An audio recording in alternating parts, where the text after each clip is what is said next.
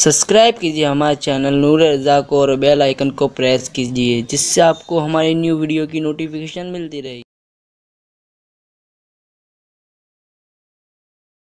ایک مرتبہ کا واقعہ ہے، بغداد کا ایک تاجر تجارت کے لیے جانا چاہتا تھا، اپنے پیر و مرشد کی بارگاہ میں آیا اور عرض کرنے لگا، حضور میں تجارت کے لیے جانا چاہتا ہوں، اجازت ہے؟ اللہ اکبر۔ پیر و مرشد نے آنکھوں کو بند کیا اور آنکھیں بند کرنے کے بعد فرماتے ہیں کہ میں دیکھ رہا ہوں لوح محفوظ پر کہ تیری تقدیر میں لکھا ہوا ہے کہ تو اس سفر پر جائے گا تو اللہ تجھے بہت مال عطا کرے گا، بہت دولت عطا کرے گا، منافع خوب ہوگا، لیکن جب تو لوٹ کر کے آئے گا تو راستے کے اندر تجھے ڈاکو ملیں گے اور ڈاکو قتل کر دیں گے، تیرا قتل ہو جائے گا، تیرا مال چھین لیا جائے گا۔ اللہ اکبر، یہ کیفیت تھی۔ اور پھر آپ نے فرمایا، یعنی ان کے پیر و مرشد نے کہا ایک کام کرو، سفر پر نہ جاؤ، لیکن آپ جانتے ہیں تاجروں کا حال کیا ہوتا ہے، تاجر کے لیے بڑی قیمتی چیز مال ہوتا ہے۔ اگر پیر نے منع کر دیا کہ لیکن یہ بھی کہا کہ تیرے مقدر میں بہت سا مال لکھا ہے، اس سفر میں منافع بہت ہوگا، وہ تاجر تھا، رکنے والا کہاں تھا؟ اس نے سوچا پیر و مرشد منع کرتے ہیں، خوش نصیبی یہ ہے کہ میں بغداد میں رہتا ہوں، یہاں پیر کے علاوہ پیران پیر بھی موجود ہے، اس سرزمین پر پیران پیر بھی بستے ہیں، چلو چل کر ان سے پوچھتے ہیں۔ غوث پاک کی بارگاہ میں آیا، حضور کیا کروں، کیا میں جا سکتا ہوں؟ اللہ اکبر، پیر نے جو منع کیا تھا وہ کچھ بھی نہیں بتایا۔ اللہ اکبر، کیفیت یہ تھی، ایسے عالم میں میرے غوث نے آنکھیں بند کی اور نگاہوں کو نیچے کیا، گردن کو نیچے کیا، فرماتے ہیں جا، اللہ تیری حفاظت کرے۔ پیر نے منع کیا، میرے پیران پیر نے اجازت عطا کر دی۔ اللہ اکبر، تاجر نکلا، سفر پر روانہ ہوا، پیر کے کہنے کے مطابق اس کو بہت مال ملا، بہت منافع ملا، خوشی خوشی واپس آ رہا تھا، راستے میں ایک جگہ پر مال بھول گیا اور تھوڑی دور آ کر کے سو گیا۔ جب سویا تو خواب میں کیا دیکھا کہ بہت سے ڈاکو آتے ہیں اور آنے کے بعد اس پر حملہ کرتے ہیں، اس کے وجود کو ٹکڑے ٹکڑے کر دیتے ہیں، اس کا مال چھین لیتے ہیں۔ ایسا ڈراؤنا خواب دیکھ کر جب وہ بیدار ہوا تو اس کا پورا وجود تھر تھر کانپ رہا تھا، لیکن وہ خوش تھا، تکلیف بھی تھی، خوف بھی تھا، لیکن ایک طرح کی خوشی بھی تھی کہ میں نے خواب تو دیکھا ہے، حقیقت میں میرے ساتھ ایسا نہیں ہوا۔ جب مال دیکھا تو مال نہیں ملا، پتا چلا کہ مال وہ کہیں پر بھول چکا ہے، وہاں گیا تو مال موجود تھا، مال لے کر کے جلدی جلدی شہر بغداد کی طرف روانہ ہوا۔ جب بغداد معلّہ کے قریب پہنچا تو دل میں خیالات آتے تھے، پہلے پیر سے ملاقات کروں یا پہلے پیران پیر سے ملاقات کروں؟ پیر نے تو منع کیا تھا۔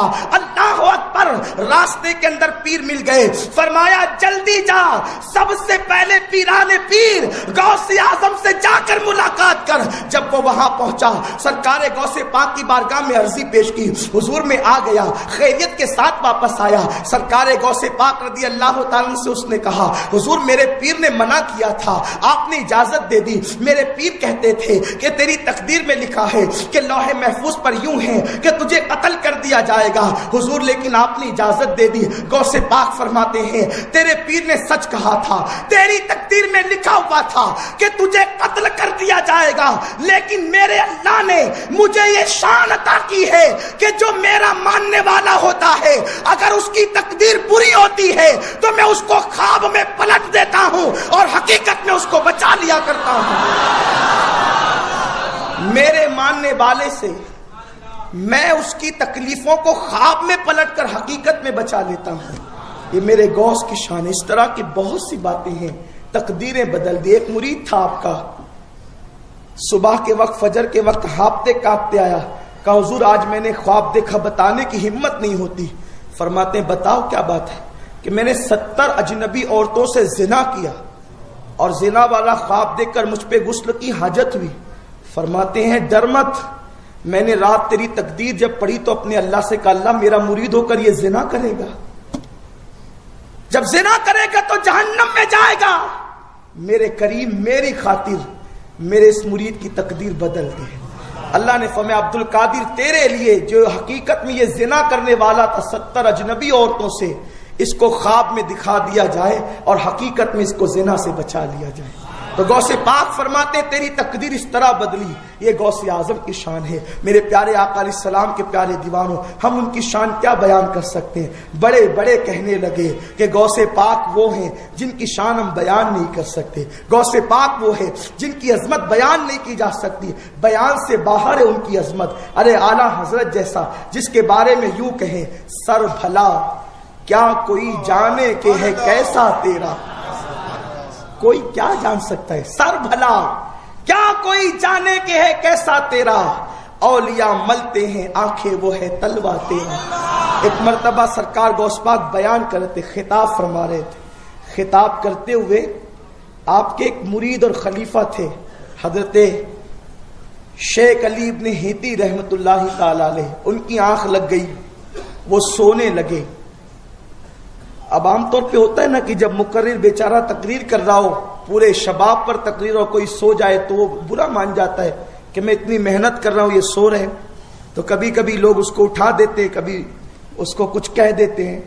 لیکن لوگ غوث پاک کی تقریر میں سو جاتے تھے، اگر اپنی تقریر میں سو جائیں تو تعجب کی بات کیا ہے. تو لوگوں کو اس طریقے سے فیل نہیں کرنا چاہیے. تو غوث پاک کی تقریر میں وہ بھی ان کے خلیفہ سو رہے ہیں، یعنی کوئی معمولی عام آدمی نہیں. شیخ علی ابن ہیتی بہت بڑے ولی ہیں، سو رہے ہیں. لیکن میرے غوث کی شان ہے. آپ منبر سے اترے اور شیخ علی ابن ہیتی کے آگے آ کر ہاتھ باندھ کر کھڑے ہو گئے. اب کوئی پیر مرید کے سامنے ہاتھ باندھ کر کھڑا ہوگا تو لوگوں کو تعجب تو ہوگا کہ پیر مرید، اور وہ بھی پیر نہیں، وہ پیرانے پیر کھڑے ہو گئے ہاتھ باندھ کر. پوری محفل پہ سناٹا چھا گیا، پوری محفل پہ سناٹا. سب حیران ہے کیا ہو رہا ہے. پھر اس کے بعد شیخ علی ابن ہیتی کی آنکھ کھلی، انہوں نے سرکار غوث پاک کو دیکھا، بیٹھ گئے اطمینان سے. آپ گئے، خطاب پھر شروع کر دیا، بیان پھر شروع کر دیا. جب خطاب اور بیان شروع ہوا، جب اس کے بعد اختتام ہوا تو لوگوں نے پوچھا حضور آج اب عجیب کام آپ نے کیا کہ علی ابن ہیتی کے سامنے آپ ہاتھ باندھ کے کھڑے ہو گئے. فرمایا اس سے پوچھو وہ کیوں سو رہا تھا اور کیا کر رہا تھا سوتے ہوئے. تو شیخ نے کہا حضور میں جو سو رہا تھا تو سوتے میں نے دیکھا کہ آپ کا خطاب سننے کے لیے سید الانبیاء تشریف لائے، امام الانبیاء آئے، مولا علی آئے ہیں. اور آقا علی مرتضیٰ سے کہتے علی دیکھو دیکھو اپنا بیٹا کتنا اچھا خطاب کرتا ہے. آقا دعوت دے رہے ہیں آپ کے خطاب کی. حضرت غوث پاک سے لوگوں نے کہا حضور یہ تو سوتے سوتے حضور کا اور مولا علی کا جلوہ دیکھ رہے تھے، آپ ہاتھ باندھ کے کیا کر رہے تھے. غوث پاک فرماتے ہیں سوتے سوتے یہ نبی کا دیدار کر رہا تھا، میں جاگتے جاگتے مصطفیٰ کا دیدار کر رہا تھا. میں حالت بیداری میں اپنے نبی کا دیدار کر رہا تھا. یہ رسول اللہ صلی اللہ علیہ وسلم کا پیار ہے سرکار غوث پاک کے ساتھ. غوث پاک خطاب کرتے ہیں تو آپ کے خطاب میں صرف میرے آقا نہیں بلکہ یہاں تک بہجت الاسرار کی روایتیں موجود ہے کہ انبیاء کرام بھی غوث پاک کے خطاب میں شرکت کے لیے تشریف لایا کرتے تھے. اولیاء تو آتے تھے، سرکار ابد قرار صلی اللہ علیہ وسلم مولا علی کے ساتھ تشریف لاتے تھے. یہ شان سرکار غوثیت کی شان ہے. ان جیسا ولی قیامت تک، امام مہدی تک اب امت محمدیہ میں پیدا نہیں ہو سکتا. ہم ان سے مدد مانگتے ہیں. آخری بات عرض کر رہا ہوں گفتگو سمیٹتے ہوئے. لوگوں کو حیرت ہوتی ہے بھئی ان کو کیوں پکارتے ہو؟ تم بمبئی کے کون سے فلیٹ میں رہتے ہو، وہ بغداد میں رہتے ہو، انہیں کیا پتا وہ تمہاری کیسی مدد کریں گے؟ تم جنگل میں ہوتے ہو، بیابان میں ہوتے ہو، محلے میں ہوتے ہو، وہ تمہیں کیا پہچانیں گے؟ نادانو سنو، قرآن ہے، قرآن سورہ نمل ہے. سورہ نمل میں اللہ نے حضرت سلیمان علیہ السلام کا واقعہ بیان کیا ہے. المختصر یہ کہ ہدہد نے بلقیس اور تخت بلقیس کی بات حضرت سلیمان علیہ السلام کو بتائی. آپ نے فرمایا خط لکھ کر کے اس کو بلا کر لو. لیکن آپ نے یہ بھی کہا کہ بلقیس کے آنے سے پہلے تخت بلقیس میرے دربار میں چاہیے. بڑی مشہور بات ہے، آپ سب جانتے ہیں. ایک ناپاک جن کھڑا ہوا، اس نے کہا کہ میں تخت بلقیس لاؤں گا. آپ نے فرمایا کتنی دیر میں؟ اس نے کہا آپ کی محفل ختم ہونے سے پہلے تخت بلقیس میں لے آؤں گا. آپ نے فرمایا بہت دیر ہو جائے گی، اتنی دیر نہیں چاہیے، اور جلدی چاہیے. حضرت سلیمان علیہ السلام کی محفل کب ختم ہوتی تھی؟ یوں سمجھ لیجئے کہ چاشت کا وقت ہوتا ہے نا، یعنی کہ زوال سے پہلے پہلے حضرت سلیمان علیہ السلام کی محفل ختم ہو جاتی تھی. صبح شروع ہوتی تھی سورج نکلنے کے بعد اور چاشت کے وقت ختم ہو جاتی تھی. وہ جنات کہہ رہا ہے کہ میں محفل ختم ہونے سے پہلے لا دوں گا، یعنی آدھے دن کے اندر، آدھے دن سے بھی کم میں. آپ فرماتے بہت تاخیر ہوگی، مجھے اور پہلے چاہیے. تو آپ کی امت کے ایک ولی عاصم ابن برقیہ کھڑے ہوئے کہا حضور میں لاتا ہوں. فرمایا تم کتنے وقت میں لاؤ گے؟ تو کہا کہ آپ کے پلک جھپکنے سے پہلے تخت بلقیس حاضر کر دوں گا. اب پلک جھپکتی کتنے ٹائم میں ہے؟ اچھا ایک حیرت انگیز بات آپ توجہ فرمائیں، تفسیر کے نکات پر آپ توجہ کریں. حضرت آصف نے سلیمان علیہ السلام سے یہ نہیں پوچھا کہ آپ حدود سے پوچھ کر کے بتائے کہ ملکہ سبا بلقیس کے محل کا ایڈریس کیا ہے، وہ کس محلے میں رہتی ہے، وہ کہاں رہتی ہے، اور محل کے اندر بھی جو ہے وہ تخت بلقیس بہت کمروں میں تالے لگا کر کے رکھا جاتا ہے، تو محل میں کس کمرے میں تخت بلقیس ہے یہ سب نہیں پوچھا. کہتے ہیں آپ کی پلک جھپکنے سے پہلے، پلک جھپکے گی اس سے پہلے تخت بلقیس آپ کے دربار میں آئے گا. میں پوچھنا چاہتا ہوں کہ تخت بلقیس جب پلک جھپکنے سے پہلے آئے گا، آصف جائیں گے کب، لائیں گے کب؟ جائیں تو پلک جھپک جائے، آئیں تو پلک جھپک جائے. اس سے پہلے تخت بلقیس لانے کی بات کرتے ہیں اور لا کر پیش بھی کر دیا. اللہ اکبر. اس سے پتا چلا کہ جناب آصف گئے نہیں، وہی کھڑے کھڑے آپ نے تخت بلقیس حضرت سلیمان علیہ السلام کی بارگاہ میں پیش کر دیا. کب؟ پلک جھپکنے سے پہلے. 1 مہینے سے زیادہ کی مسافت سے آپ نے لا کر کے پیش کر دیا. قرآن ان کی صفت بیان کرتا ہے. ان کی شان کیا تھی؟ اللہ فرماتا ہے کہ ہم نے آصف کو، جو وہ ولی تھے نا، ان کو کتاب کا علم عطا کیا تھا. کتاب، اب وہاں کتاب سے مراد مفسرین فرماتے ہیں زبور ہے، کیونکہ سلیمان علیہ السلام کے زمانے میں کون سی کتاب تھی؟ زبور تھی. تو آپ مجھے بتائیں جس کو زبور کا علم ہو، جو زبور کا عالم ہو، سلیمان علیہ السلام کی اولاد میں سے نہ ہو، وہ تخت بلقیس پلک جھپکنے سے پہلے لا کر پیش کر دیتا ہے. اب میرے غوث کی شان سنو. وہاں زبور کی بات نہیں ہے، زبور سے افضل ترین کتاب، آخری اللہ کی کتاب قرآن کا علم.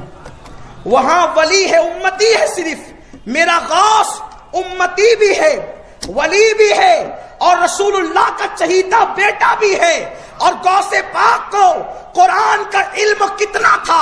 حضرت آصف کو زبور کا جتنا علم ہوگا، لیکن غوث پاک کو قرآن کا علم کتنا تھا؟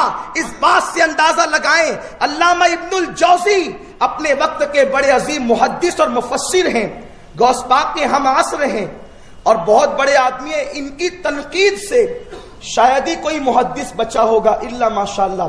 ابھی آپ علم حدیث پر سن رہے تھے، ابن الجوزی بڑے بے باک محدث ہیں، سب پر تنقید کی، حتیٰ کہ امام بخاری پر ایسی تنقید کی کہ اس پر پوری ایک کتاب لکھ ڈالی. یہاں اس کا وقت نہیں ہے، اور ابھی درس حدیث کی محفل چلتی ہے، شاید آگے کے درس میں آپ سنیں گے. وہ ابن الجوزی جس کے جرح و تعدیل کے معاملات سے امام بخاری جیسا نہ بچ سکا، غوث پاک پر بھی تنقید کرتے تھے کہ ان کے معاملات ایسے ہیں اور یہ ہیں. غوث پاک کے خلیفہ تھے شیخ ابو العباس. شیخ ابو العباس کی ابن الجوزی سے دوستی تھی. ابن الجوزی سے کہا، ابن جوزی میرے پیر پر تم تنقید کرتے ہو، کبھی ان کو دیکھا؟ کہا نہیں دیکھا. تو کہا پہلے دیکھ تو لو. ان کو سنا نہیں سنا، کبھی سن تو لو. بہت ٹال مٹول کیا، لیکن شیخ ابو العباس ان کو لے کر آئے. اس دن میرے غوث خطاب کرنے والے تھے، ایک کنارے کونے میں بیٹھ گئے دبک کر کہ کسی کی نظر نہ پڑے. سنیے، وہاں زبور کا علم ہے کتنا ہے کوئی وضاحت نہیں، لیکن یہاں میرے غوث کے علم القرآن کی شان کیا ہے. بہجت الاسرار شریف میں بھی ہے، ملا علی قاری نے بھی بیان کیا ہے، اور مختلف روایتیں ہیں، ہر روایت کا جائزہ نہیں لیا جا سکتا۔ مشہور روایت پیش کر رہا ہوں۔ ابن الجوزی جب بیٹھے، غوث پاک نے قاری سے کہا قرآن مقدس کی آیت پڑھو۔ قاری نے قرآن مقدس کی تلاوت کی، اور تلاوت کے بعد میرے غوث نے اس کی تفسیر بیان کرنا شروع کی۔ حضرت شیخ ابو العباس کہتے ہیں جب غوث اعظم نے قرآن کی پہلی آیت، پہلی تفسیر آیت کی بیان کی، تو میں نے ابن الجوزی کی طرف دیکھا، یہ جانتے ہو اس کی تفسیر؟ تو ابن الجوزی نے بڑی شان سے سر ہلایا، ہاں جانتا ہوں۔ پھر دوسری تفسیر غوث پاک نے بیان کی، پھر میں نے ان کی طرف دیکھا، یہ جانتے ہو؟ انہوں نے کہا ہاں جانتا ہوں۔ یہ کرتے کرتے 11 تفاسیر تک پہنچے۔ ابن الجوزی 11 تک کے کہتے تھے ہاں جانتا ہوں۔ میرے غوث نے 12ویں شروع کی۔ شیخ ابو العباس کہتے ہیں میں نے کہا یہ تفسیر جانتے ہو؟ ابن الجوزی کی گردن جھک گئی کہ 12ویں نہیں جانتا۔ وہ 12ویں پہ نہیں رکے غوث پاک، 13ویں بیان کی، 14ویں بیان کی، 15ویں بیان کی، 16ویں بیان کی۔ ہر ایک پہ میں پوچھتا یہ جانتے ہو؟ وہ گردن جھکا دیتے۔ یہ جانتے ہو؟ وہ گردن جھکا دیتے۔